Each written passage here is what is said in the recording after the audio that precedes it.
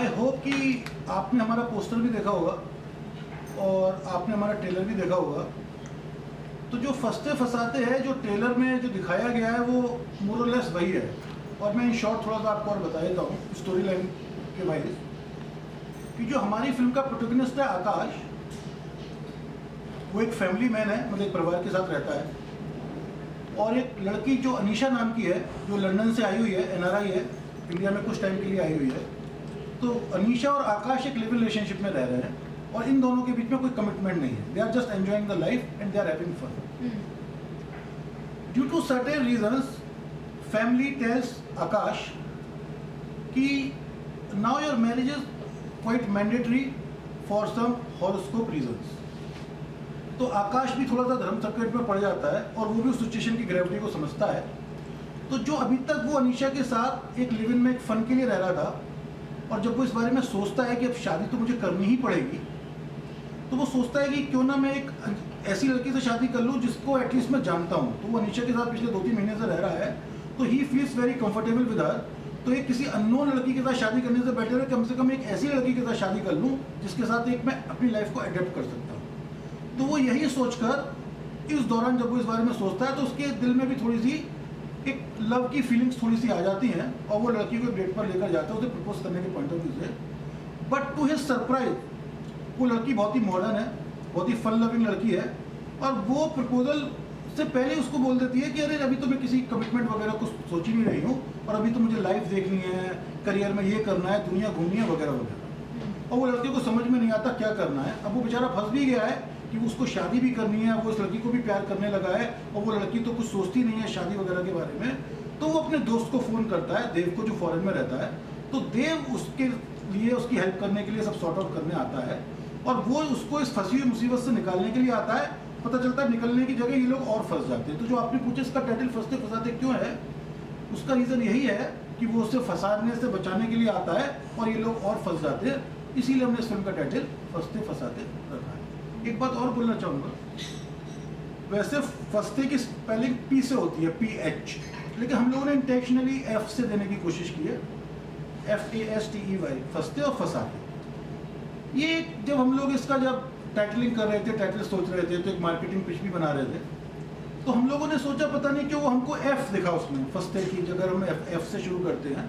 तो आपने हमारे पोस्टर में भी देखा होगा लड़की F बलून पकड़ के खड़ी हुई है, लड़का भी एक F बलून पकड़ के खड़ा है।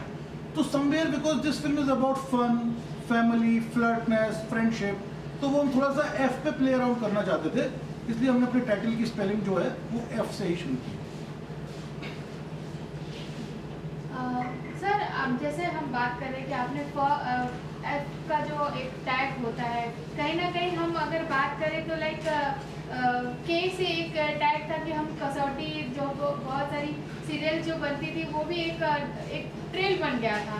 तो कहीं ना कहीं आप भी ऐसे ही चीज़ सोच के तो मेरा ऐसा कुछ भी दूर दूर तक नहीं था। तो मैं एक मार्क जब हम टाइटल कर रहे थे उसकी स्पेलिंग फंसते फंसाते टाइटल फाइनल हो चुका था, तो किसी व्यक्ति ने बोला यार वो पोस्टर बनाएंगे तो F करेंगे, तो वो एक मार्केटिंग स्ट्रेटजी का पार्ट था और उसमें ऐसा कोई भी बात नहीं। जी फिल्म के बारे में बात करें तो स्टार कास्ट के बारे में बात करें तो आपने काफ़ी नए चेहरे लिए हैं करिश्मा के अलावा भी। तो वो स्टार कास्टिंग जब बात आई तो आपने किस तरह की चीज़ें सोची कि फ्रेश चेहरों के लेना है, लेकिन उसका चॉइस कैसे रहा? नहीं, क्या था, मैं भी इस बिजनेस में पिछले 18 साल से हूँ और मैंने को 2010 में भी एक फिल्म बनाने की कोशिश की थी और वो नहीं बन पाई। तो sometimes your failure makes U a better person, और आप जरा बेटर समझते हो सिचुएशंस के बारे में। तो जो भी रीजंस रहे वो फिल्म नहीं बन पाई। वो क्या होता है, डिब्यूटेंट डायरेक्टर्स के साथ एस्टेब्लिश्ड एक्टर्स काम करना नहीं चाहते, ये एक चीज़ है जो कि करेक्ट है, ठीक है। और जो एस्टेब्लिश्ड एक्टर्स डिब्यूटेंट डायरेक्टर्स के साथ काम करते हैं वो तब करते हैं जब उनके पीछे राइट प्रोडक्शन हाउस की बैकिंग होती है, sort of something like that. तो वो जब मैं अपनी ये फिल्म के लिए जब लिखना शुरू कर रहा था तो वो मेरे दिमाग में ये कहीं था लिखते वक्त ही कि मुझको थोड़ा सा फ्रेश फेसेस के साथ ही ऐसा फिल्म लिखना चाहिए तो एक थोड़ा सा बन जाएगी, ऐसा मेरे को एक मतलब मैंने प्रैक्टिकल वे में सोचा था। तो वो मेरा अप्रोच ही लिखते वक्त कुछ वैसा रहा कि मैंने कुछ सब्जेक्ट भी ऐसा चूज़ किया, जबकि ये सब्जेक्ट तो मेरे पास पिछले 4-5 साल से था और मैं इसे बनाना भी चाहता था। तो मैंने इस फिल्म का ट्रीटमेंट वगैरह जो भी मुझे समझ में आया वो मैंने इसी तरीके से इंटेंशनली लिखा कि हमको ये फ्रेश फेसेस के साथ बनानी है। शायद कोई एक्टर्स मेरे साथ काम करने को रेडी नहीं होता, क्योंकि एक्टर्स पूछता है प्रोड्यूसर कौन है, अगर मैं किसी प्रोड्यूसर के पास जाता हूँ वो पूछता है एक्टर कौन है। तो मुझे शायद एक फिल्म बनानी थी इस टाइम पर, और मेरे लक ने साथ दिया, मेरे फ्रेंड्स ने साथ दिया, फैमिली ने साथ दिया, और सारे क्रू मेंबर्स, टेक्नीशियंस, कास्ट वगैरह ने साथ दिया, और फाइनली ये बन गई। और मैंने इस फिल्म में सबसे अच्छी बात ये करी कि मैंने बहुत ही एक्सपीरियंस टेक्नीशियंस को लिया, क्योंकि I was a debutante director. तो मैं चाहता था कि टेक्निकल लेवल पे फिल्म अच्छी बने, और सारे सीनियर टेक्नीशियंस जो बहुत अच्छी अच्छी ए ग्रेड फिल्म में काम कर चुके हैं, they are the part of that. तो उन्होंने इस फिल्म को बनाने में मुझे बहुत हेल्प किया। फिल्म के बारे में, इसके हम स्क्रिप्ट के बारे में बात करें, इसकी प्लॉटिंग के बारे में बात करें, कहीं ना कहीं लुका छुपी से भी काफ़ी मेरे जो बातें हैं हम ये लिव इन रिलेशनशिप के बारे में है। तो आपने ये जब टॉपिक चूज़ किया तो आपके थॉट प्रोसेस में क्या चल रहा था? नहीं, मेरे थॉट प्रोसेस में ऐसा कुछ नहीं था, क्योंकि जब ये फिल्म मैंने लिखना शुरू किया था तो थोड़े टाइम हो गया, तब तक तो लुका छुपी थी ही नहीं, हम तो पहले ही ऑफकोर्स लिख चुके थे। तो वो एक स्टोरी थी, वो एक लिव इन पर ही वो आधारित थी हमारी, मतलब उसका live in was a part of that story. तो वो हमारी फिल्म का तो एक मैंडेटरी पार्ट था। तो जब लुका छुपी जब आ रही थी, जब उसका प्रमोशन शुरू हुआ, जब हमको उस फिल्म के बारे में पता चला, तो I was also very worried guy, मतलब इन माई माइंड, कि कहीं ऐसा तो नहीं है कि हमारी फिल्म का प्लॉट और लुका छुपी का प्लॉट कहीं मिलजुल तो नहीं गया है। तो till the release of that film I was really very very worried person. और वैसे भी मैं फिल्में पहले वीकेंड पर देख ही लेता हूँ सारी की सारी, और लेकिन मैं उस फिल्म को तो फर्स्ट डे मतलब अर्लीस्ट शो में ही देखने गया। तो वो फिल्म मुझे बहुत पसंद भी आई, मुझे अच्छी भी लगी, लेकिन उस फिल्म को देखने के बाद मतलब आई was a very relieve person, क्योंकि उसका प्लॉट और मेरा प्लॉट नहीं मिलता। क्योंकि आप लोगों ने भी शायद फिल्म देखी होगी, तो उस फिल्म के अंदर लिव इन की डेफिनेशन तक डिफाइन करने की कोशिश की गई। उस फिल्म के अंदर एक सीन है कि हमारी इस लुका छुपी फिल्म के जो लीड प्रोटोगनिस्ट है वो जाते हैं और एक near about 80 year old lady का इंटरव्यू लेते हैं। तो वो उससे पूछते हैं उसके पति के बारे में, वो बताती है नहीं वो तो शराब पीते हैं और अभी हमारी पत्नी नहीं है वगैरह वगैरह। अगर ये लिव इन हमारे ज़माने में होता तो हम लोग भी पहले साथ में रह लेते और ये नौबत नहीं आती। तो they are defining the definition of live in, और वो लिव इन के बारे में बता के एक्सप्लोर करा रहे हैं उसमें। लेकिन हमारी फिल्म में ऐसा कुछ नहीं है। हमारी फिल्म जब शुरू होती है ना, तो हमारी फिल्म एक दिवाली से शुरू होती है कि एक परिवार में दिवाली मनाई जा रही है, पूरे घर में एक दिवाली का एटमॉस्फेयर है, मम्मी है, पापा हैं, जीजी हैं, जीजाजी हैं, नौकर हैं, पंडित जी हैं, और ये परिवार अपने बेटे के आने का वेट कर रहा है। और पता चलता है वो जो बेटा है वो एक लड़की के साथ लिव इन में रह रहा है, तो एक इंटरप्रेट सीरीज चल रहा है। तो हमारा एक जहाँ पे ऐसा बोल सकता हूँ कि जहाँ लिव इन की डेफिनेशन के हिसाब से लुका छुपी खत्म होती है, वहाँ से हमारी फिल्म फंसते फंसाते स्टार्ट होती है। हम फिल्म के बारे में बात करें सर, ये रोमांटिक कॉमेडी थोड़ी मूवी है, तो आपने यही ऐसी टॉपिक क्यों चूज़ किया? कहीं सीरियस कोई मूवी आपने नहीं सोचा कि उसके ऊपर काम किया जा सके, या सीरियस टॉपिक के ऊपर कुछ? यार मैं जो फिल्म बनाने की जो इच्छा रखता हूँ वो शायद एक स्टोरी से निकलती है। अब मेरे पास एक स्टोरी थी, काफ़ी सालों से थी, और मैं इसी स्टोरी पर बनाना चाहता था। अगर मैं किसी और स्टोरी से कन्विंस होता तो उसका जॉनर डिफाइन होता, लेकिन इसकी जो स्टोरी है, जो सेंसिबिलिटी है, वो रोमांटिक कॉमेडी के तौर पे ही बनाई जा सकती है। तो कोई इसका स्पेशल रीज़न नहीं है कि मैंने रोमांटिक कॉमेडी ही क्यों ट्राई करी। जैसे मैंने आपको थोड़ी देर पहले बताया कि मैंने एक विटामिन एम नाम की फिल्म कभी ट्राई किया था पहले, वो एक अलग टाइप की फिल्म थी, तो उसकी भी स्टोरी से मैं कन्विंस था, तो मैंने उसे किसी एक अलग जॉनरा में सेट किया था। इसकी स्टोरी मुझे लगता है कि एक रोम कॉम के तौर पर है, लेकिन इसमें जितना रोम कॉम प्रोमिनेंट है ना, उतना ही कहीं ना कहीं एक फैमिली बैकड्रॉप भी है। क्योंकि हमारी रोम कॉम से एक बहुत ही मॉडर्न फिल्म बन रही है, और एक फैमिली बैकग्राउंड से थोड़ी सी ट्रेडिशनल भी बन रही है। और अगर आपको कहीं पर जस्टिफाई करना है कि आपकी फिल्म मॉडर्न है, तो उसमें कहीं ना कहीं आपको एक ट्रेडिशनल दिखाना पड़ेगा, तभी तो लोग समझेंगे कि इसमें मॉडर्न भी है। तो वो एक बैलेंस है फिल्म, इसका ये कोई इंटेंशनल नहीं है। वो स्टोरी से अपने आप ही स्क्रीन प्ले लिखते लिखते बहुत ही नेचुरल फ्लो में निकलाएगा, और उसे लिखते वक्त जरा भी दिमाग का कम यूज़ किया गया है, मतलब दिल से ही फिल्म एक नेचुरल कोर्स में लिखी थी। तो वो मैं ये बोलना चाहूँगा कि जो इसकी बेसिक स्टोरी है ना, वो शायद इसी जॉनरा पर सेट होती, तो वो एक नेचुरल कॉल है, उसमें कोई ज़्यादा सोचा नहीं गया है।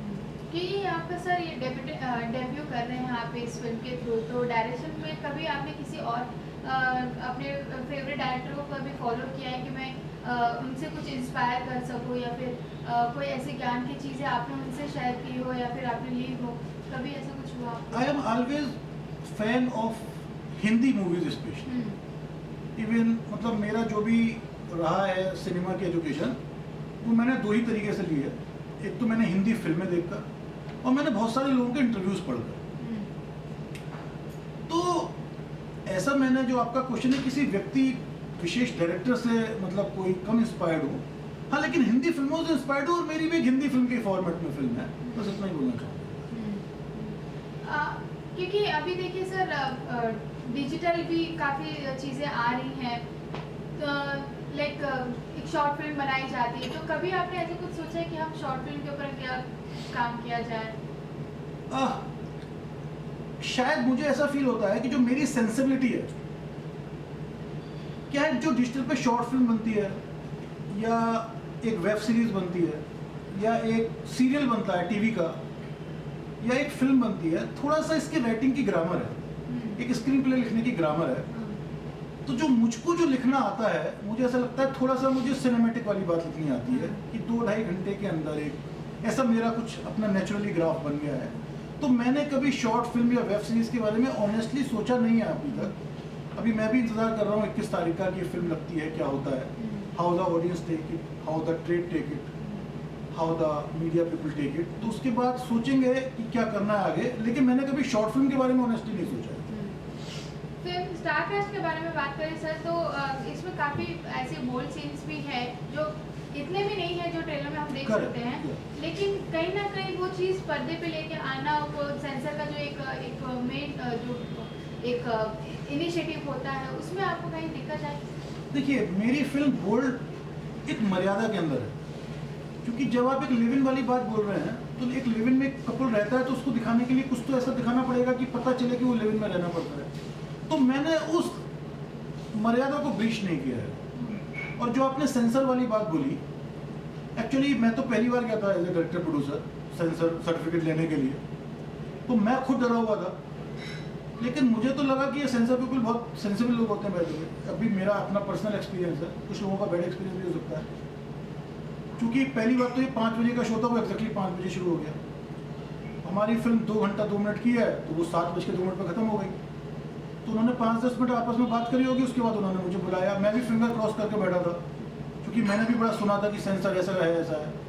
तो वो बेचारे, वो तो लोग मेरे, और वो तो मतलब उन्होंने मेरे को तो कॉम्प्लीमेंट दिया कि आपने बड़ी अच्छी फिल्म बनाई है। तो और आपको हम तो यूँ देना चाहते थे, क्योंकि आपकी क्लीन फिल्म है इन टर्म्स ऑफ दैट। हाँ, जो चाहिए इस फिल्म के लिए, क्योंकि इसकी थीम बोल्ड है, और आपने फिर उसी बोल्डनेस के अंदर उतने ही बोल्ड सीन दिखाए हैं जितने मर्यादा में होने चाहिए। ठीक है, किसिंग है हमारी फिल्म में, लेकिन वो ऐसी नहीं है कि बुरी लगने लगे। ठीक है, तो वो सेंसर को, मेरे को तो कोई प्रॉब्लम ही नहीं आया। वो तो हमको और समझा रहे थे कि यार मतलब इसको यूँ कैसे दिया जा सके, लेकिन यू दे नहीं सकते थे वो, क्योंकि ये फिल्म अपने आप में एक थीम जो थी, तो उन्होंने यू बाई विदाउट एनी कर दिया। तो मुझे तो बहुत कोऑपरेटिव लगा। हाँ, लेकिन सेंसर के पास जाने से पहले मैं भी बहुत डरा हुआ था, और जब वो स्क्रीनिंग चल रही थी, वो 2 घंटे तक मैं बैठा हुआ था, वो मैं भगवान का ही नाम ले रहा था। It's like that. फिल्म के सर गाने के बारे में बात करें तो कितने गाने हैं इस फिल्म के अंदर, और किस तरह के गाने हैं? देखिए, जब हम ये स्क्रिप्ट लिख रहे थे तो हमारा एक ये था कि एक सिंपल स्क्रिप्ट लिखी जाए और उसमें कुछ गाने वाने का सोच नहीं रहे थे। तो वो नेचुरल वे में जब हमारी स्क्रिप्ट कंप्लीट हुई ना, तो उसमें नेचुरल वे में ही ब्रॉडली 2 सिचुएशन आई थी फिल्म के अंदर कि भाई वो 2 गाने तो मैंडेटरी हैं, एक रोमांटिक सॉन्ग, एक सैड सॉन्ग। ठीक है, तो वो 2 गाने अपने आप एक नेचुरल राइटिंग कोर्स में आ गए थे, तो वो तो मैंडेटरी पार्ट होने थे। वो एक तीसरा गाना ऐसा था जो मुझे लगता था कि हमारी फिल्म की थीम है अपने आप में, तो वो एक थीम सॉन्ग अगर बन जाए, तो वो एक हमारे संजीव चतुर्वेदी जी एक लिरिसिस्ट हैं, तो मुझे किसी ने इंट्रोड्यूस कराया, उन्होंने टेलीफोन पर मुझे 4 लाइनें गाकर सुनाई। वो मुझे ऐसा लगा कि वो पता नहीं एक वेवलेंथ होती है, वो बिल्कुल 4 लाइनें जो थी ना, कल की भविष्यवाणी ड्रामेबाजी सारी, ये जो लाइन है, 2 लाइन स्पेशली, ये बिल्कुल मेरी फिल्म की थीम थी। तो मैंने कहा सर आप आ जाओ, मिल लेते हैं। तो उन्होंने मुझे गाकर सुनाया, वो मुझे धुन भी अच्छी लगी, तो वो गुंजाइश नहीं थी, लेकिन मैंने कहा चलो इस पर गाना बनाते हैं। उन्होंने गाना बनाया, जो अच्छा लगा, तो वो मेरी फिल्म का एक पार्ट बन गया। तो जो ट्रेलर जो हमारा जब काटा गया, जो मनीष मोरे जी हैं जस्ट राइट स्टूडियोज वाले, उन्होंने काटा है, तो जब उन्होंने गाना सुना, उन्होंने कहा तो बहुत अच्छा गाना, चूंकि आपकी फिल्म की थीम के हिसाब से है, तो मैं इसके बैकग्राउंड पर काटता हूँ गाना। तो उन्होंने उसके बैकग्राउंड पर वो ट्रेलर काट दिया। तो जब आप हमारा ट्रेलर देखते हैं तो पीछे गाना चल रहा है, वो वही गाना है। ठीक है, तो मुझे लगा अगर एक गाना है, एक ट्रेलर कटा है उस पर, तो हम उसको एंड टाइटल्स में डाल सकते हैं। तो हमने वो तीसरे गाने को एंड टाइटल्स में डाल दिया, लेकिन वो जो गाना है, it's you can say it's the theme of the film in a broad. आज आजकल सर एक ट्रेंड चल रहा है फिल्मों को प्रमोट करने के लिए। एक फिल्मों में गाना होता तो नहीं, लेकिन प्रमोशन के लिए वो चलाते हैं। तो क्या इस फिल्म में भी ऐसी कोई गाना है जो प्रमोशन के लिए? नहीं, वो मैंने आपको बोला कि दो तो बिल्कुल स्टोरी का मैंडेटरी पार्ट थे, जी। एक रोमांटिक सॉन्ग, एक सैड सॉन्ग। तीसरा एक थीम सॉन्ग है, वो प्रमोशनल पॉइंट ऑफ व्यू से नहीं लिया गया है। वो चूंकि ट्रेलर उस पर बहुत अच्छा कटा, मतलब ऐसा हमारा फीलिंग है। मुझे नहीं पता कि how the audiences are taking the trailer, लेकिन हमें ऐसा लगा कि वो थीम को बताता है हमारे लिए। एंड क्रेडिट्स पे भी एक गाना आ सकता है, तो वो एक प्रमोशनल पॉइंट ऑफ व्यू से कम था, वो एक स्टोरी टेलिंग का एक पार्ट है। मैं इतना ही बोलना चाहूँगा। क्योंकि गाने भी रिलीज हो चुके हैं, तो कहीं इंडस्ट्री से आपको कोई ऐसी मैसेजेस वगैरह कुछ मिला कि मतलब गाने का रिव्यू के लेके? ट्रेलर के लिए मुझे काफ़ी कॉम्प्लीमेंट्स मिले। ट्रेलर लोगों को बहुत पसंद आया, क्योंकि मैं एक एग्जीक्यूटिव रहा हूँ, मतलब अपने करियर में पिछले 18 साल से मैं भी बिजनेस में हूँ। तो मेरे कलीग्स जो भी जिनसे मैं टच में भी नहीं था, they all complimented about the trailer and poster. क्योंकि अभी तक गानों का ऑडियो रिलीज किया गया था ब्रॉडली। अब जो वीडियो है गाने का, वो तीनों गानों का एक ड्यू कोर्स में टिल द रिलीज आएगा, तो देखते हैं उसके बारे में वो लोग कैसे रेट करते हैं। तो मुझे जो मेन कॉम्प्लीमेंट मिला है वो पोस्टर पर, टाइटल पर और ट्रेलर पर मिला है। और कॉम्प्लीमेंट के अलावा मुझे एक अच्छी बात ये भी रही, वैसे तो वीनस की भी ब्रांडिंग है फिल्म के ऊपर, क्योंकि वीनस रिलीज कर रही है हमारी फिल्म को। तो हमारी जो टेरिटरीज भी लॉक हुई है आज, मतलब most of the India is covered now, तो वो भी ट्रेलर, पोस्टर और गाने के बेस पर ही हुई है। और हो सकता है उसमें वीनस का बहुत बड़ा हाथ रहा होगा, हो सकता है नहीं रहा ही होगा, क्योंकि उनको भी लगता है कि 21 जून को फिल्म आ रही है तो डेफिनेटली आएगी। एक बड़े लोग हैं जिन्होंने बहुत बड़ी बड़ी फिल्में बनाई हैं, तो I am very grateful to the people of Venus जो हमारे साथ कोलैबोरेशन किए हुए हैं। वीनस के साथ कोलैबोरेशन आपको कितना फायदा रहा? वो फायदा ही फायदा रहा, मतलब कितना क्या होता है। अगर वीनस नहीं होता तो अभी तो हमारी फिल्म का आगे का भविष्य क्या होता वो पता नहीं होता। और ये जो वीनस की जो डील हुई है, इसमें दो लोगों का बहुत बड़ा हाथ है, ऑनरेबल मिस्टर मनमोहन शेट्टी साहब का और एक अनिल अग्रवाल जी है, दिल्ली के डिस्ट्रीब्यूटर। उन्होंने देखी थी पिक्चर, उन्हें अच्छी लगी थी। मनमोहन जी ने भी देखी थी पिक्चर, तो अनिल अग्रवाल जी ने गणेश जैन साहब को दिखाई थी, और फिर मनमोहन जी ने और अनिल अग्रवाल जी ने गणेश जैन साहब से बात करके हमारा डील मेटलाइज करा दिया था। तो I am very grateful to all this people. जैसा कि सर 21 जून को आपकी फिल्म रिलीज हो रही है, दर्शकों से क्या कहना चाहेंगे आप? सर मैं दर्शकों से सिर्फ इतना ही बोलना चाहूँगा कि आप हमारी फिल्म का पोस्टर, हमारी फिल्म का ट्रेलर, हमारी फिल्म के तीनों गाने अभी सुन सकते हैं, और इन ड्यू कोर्स उसका वीडियो भी आ जाएगा, वो भी देख सकते हैं। तो ये जो हमारा प्रमोशनल मटेरियल है, जो कि वीनस के वेरियस प्लेटफॉर्म्स पर अवेलेबल है, वो तो आप फ्री ऑफ कॉस्ट देख सकते हैं। आप उसे देखिएगा, और अगर आपको ऐसा लगता है कि वो प्रमोशनल मटेरियल सही है और आपको इस फिल्म को देखने की इच्छा करती है, पैसे खर्च करने की इच्छा करती है, टाइम खर्च करने की इच्छा करती है, तो जब हम 21 जून को अपनी फिल्म को लेकर आए हैं तो आप देखिएगा। और अगर आपको लगता है कि वो आपके पैसे की वर्थ नहीं है, आपके टाइम की वर्थ नहीं है, तो आप इसको जब डिजिटल सैटेलाइट पर कुछ टाइम के बाद रिलीज होगी तब देख लीजिएगा। तो बस इतना ही मैं बोलना चाहूँगा कि अगर आपको ट्रेलर प्रॉमिसिंग लगता है, पोस्टर ठीक लगता है, फिल्म का टाइटल ठीक लगता है, तो फिल्म उससे थोड़ा बेटर ही रहेगा, क्योंकि हमारी फिल्म में ब्रॉडली 3 ट्विस्ट है। इस ट्रेलर के अंदर कहीं मैंने आधा या पौना ही ट्विस्ट डाला है, तो मैंने काफ़ी कुछ बचा कर रख लिया है। और तो मैं ऑडियंस को कुछ भी बोलना नहीं चाहूँगा, लेट देम जज the film with the promotional material, और वो जो डिसाइड कर। सर इंडस्ट्री से तो आप काफ़ी सालों से जुड़े हैं, लेकिन एज ए डायरेक्शन आपकी ये पहली फिल्म है, तो कैसा एक्सपीरियंस रहा? जब मैं फिल्म बनाने निकला था मुझे लगा ये इजी प्रोसेस होगा, क्योंकि मैंने एडलेफ्ट में रह के अभी 17-18 फिल्में as a project manager manage की हैं, और बहुत ही क्लोजली मैंने डायरेक्टर्स प्रोड्यूसर्स के साथ काम किया है, स्क्रिप्ट लेवल से लेकर टिल द रिलीज। लेकिन जब अपने ऊपर पड़ती है तभी पता चलता है असली रिस्पॉन्सिबिलिटी क्या होती है। तो मुझे दाल आटे का भाव पता चल गया है, ये मैं गुड सेंस में बोल रहा हूँ। तो बहुत अच्छा एक्सपीरियंस रहा। तो ये मैं मानता हूँ ये बहुत ही लर्निंग प्रोसेस था, और शायद ये लर्निंग प्रोसेस मैं इसलिए एंजॉय कर पाया क्योंकि मैंने सारे टेक्नीशियंस बहुत अच्छे लिए। क्योंकि मुझे ये भरोसा था कि एज ए डिप्यूटेड डायरेक्टर अगर मैं कभी कोई मिस्टेक कर भी रहा हूँ ना, तो वो लोग बचा लेते थे मेरे लिए। तो जो मेरा कॉल था सारे बहुत ही वेल एक्सपीरियंस टेक्नीशियंस को लेने का, जो मुझसे उम्र में भी बड़े हैं। तो एक फन वे में ही फिल्म बन गई, लेकिन मैं कभी नर्वस इसीलिए नहीं हुआ क्योंकि मुझे लगता था ये लोग मुझे बचा लेंगे। हाँ, लेकिन ये लर्निंग एक्सपीरियंस अपने आप में बहुत बड़ा है, इसमें कोई डाउट नहीं है। सर हम शूट के बारे में बात करें तो कहाँ इसकी शूटिंग हुई है, और कभी ऐसे सेट पे कभी ऐसा माहौल बना कि कभी क्योंकि नए लोगों के साथ हो रहा है काम, तो कभी भी हाइपर होने का भी सिचुएशन आ जाता है, तो कभी ऐसा कुछ माहौल कभी बना? ये फिल्म जब आप देखेंगे थिएटर में, या कहीं पर भी देखेंगे, डिजिटल पर देखेंगे, सैटेलाइट पर देखेंगे, तो जब आप ये फिल्म देखेंगे तो आपको ऐसा लगेगा कि ये फिल्म की जो कहानी सेट करी है वो नोएडा में और गाजियाबाद में करी है। अब भाई हमने प्रोडक्शन लॉजिस्टिक्स के हिसाब से इसको पुणे में शूट किया, लेकिन वो फिल्म हमने लोकेशंस भी ऐसे चूज़ करी, बंगलेज भी ऐसे चूज़ किए, रोड्स भी ऐसी चूज़ की कि जो आपको लगे कि गाजियाबाद और नोएडा की फिल्म है, ठीक है। तो हमने पूरी फिल्म पुणे में शूट किया, ठीक है, लेकिन हमारी फिल्म सेट गाजियाबाद और नोएडा में। हमारी फिल्म में हमारा प्री प्रोडक्शन जो था ना, वो हमने बहुत मेहनत की थी उस पर, और हमारी स्क्रिप्ट लगभग बिल्कुल लॉक थी। तो जो हम स्क्रिप्ट लेकर सेट पर गए थे ना, I think as it is shoot करके लाए हैं, कुछ थोड़ी सी ट्रिम हो गई थी वो, तो आप ये मान के चलो कि 98% शूट करके लाए, कुछ एडिशनल तो ऐड ही नहीं किया, एज इट इज शूट करके ले आए। तो हमने 1 महीने की वर्कशॉप्स रखी थी अपने सारे एक्टर्स के साथ, और जो सीनियर एक्टर्स थे उनके साथ 4 दिन की वर्कशॉप रखी थी, और जैसे ये वर्कशॉप खत्म हुई ना, उसके 7 दिन के बाद हम शूट करने चले गए। तो हमें ऐसा कोई प्रॉब्लम आया नहीं, क्योंकि सब लोग एक कोऑपरेटिव माहौल में ही कर रहे थे, और हाइपर वाइपर कुछ हुआ नहीं, क्योंकि सबको शायद ऐसा फील हो रहा था कि उनकी अपनी ही फिल्म बन रही है। जैसे मैंने आपको बताया कि टेक्नीशियंस भी इसमें उतना ही इन्वॉल्व थे, एक्टर्स भी इसमें इतना ही इन्वॉल्व थे, तो ऐसा ईगो ना तो किसी के साथ क्लैश हुआ, और ना ही कभी कोई हाइपर वाइपर हुआ। कभी कभार कोई किसी को कुछ डांट दिया हो, वो भी प्यार में हो गया होगा। तो I think it was a very good experience to all, I think. Lastly sir, आप अपने ऑडियंस को क्या कहना चाहेंगे? 21 तारीख को फिल्म रिलीज हो रही है, तो कोई मैसेज? नहीं, आपने हमारा देखा टाइटल फंसते फंसाते हैं, 2 बलून बने FF, it is all about FF means fun and family, friendship, flirtiness etcetera in a positive way. अगर आपको ये अपील करता हो ये सब कुछ, तो आप आइए देखिए पिक्चर अपनी फैमिली के साथ, फ्रेंड्स के साथ। तो I hope you will enjoy it, और इतना ही बोलना चाहूँगा, ज़्यादा और कुछ कमिट नहीं करना चाहता हूँ, लेकिन फिल्म ठीक बनी है, इट लुक्स गुड।